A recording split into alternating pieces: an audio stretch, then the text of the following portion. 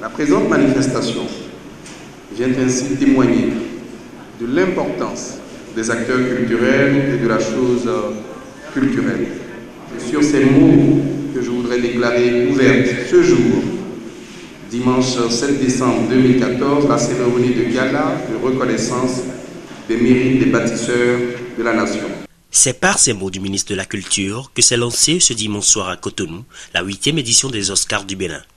Une cérémonie déroulée devant un parterre d'invités de la classe sociale aux grandes personnalités en passant par les récipiendaires.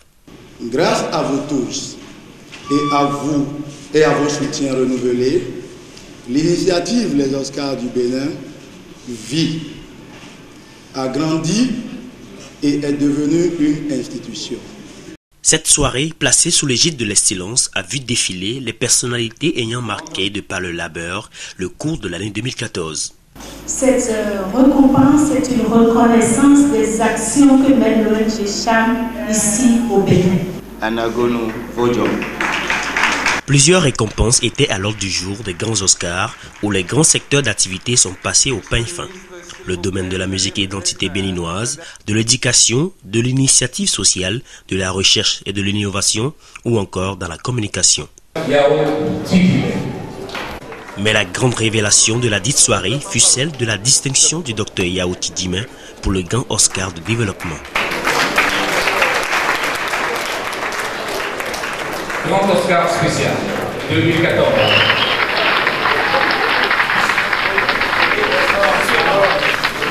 S'il vous plaît, les places au cadre.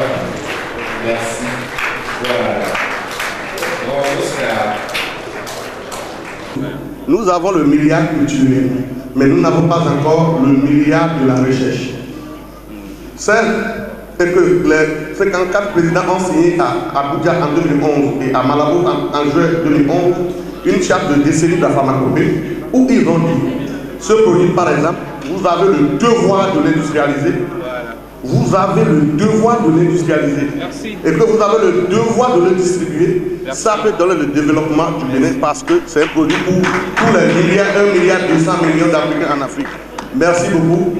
Dites au président, c'est son produit, il y a de la recherche. Raphaël Tidjimé, c'est quelqu'un qui fait la fierté non seulement du Bénin, mais la fierté de l'Afrique de l'Ouest tout entière. Parce que ces initiatives et ces produits sont des produits qui aujourd'hui ont fait la preuve d'efficacité.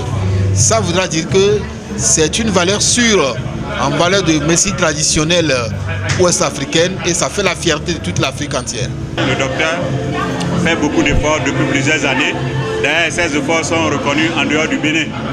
Ces efforts sont reconnus en dehors du Bénin. Actuellement, son produit est reconnu au Ghana et homologué dans les soins de santé au Ghana. Donc au Bénin, au Ghana, un peu partout, ces produits sont connus. Donc je crois qu'on doit l'encourager. 2 fois nominé Grand Oscar de la santé au Bénin. Je n'attendais pas cette grande distinction, le Grand Oscar du développement. Je promets que je ne vais pas m'arrêter là. Et je dois travailler. Je ne travaillais pas. Ce n'est plus pour le Bénin, plutôt pour l'Afrique. Je demande à ce que les 1 milliard 200 millions d'Africains actuellement sachent que porter africain, boire africain, manger africain, se soigner africain, c'est la seule chose qui va développer l'Afrique.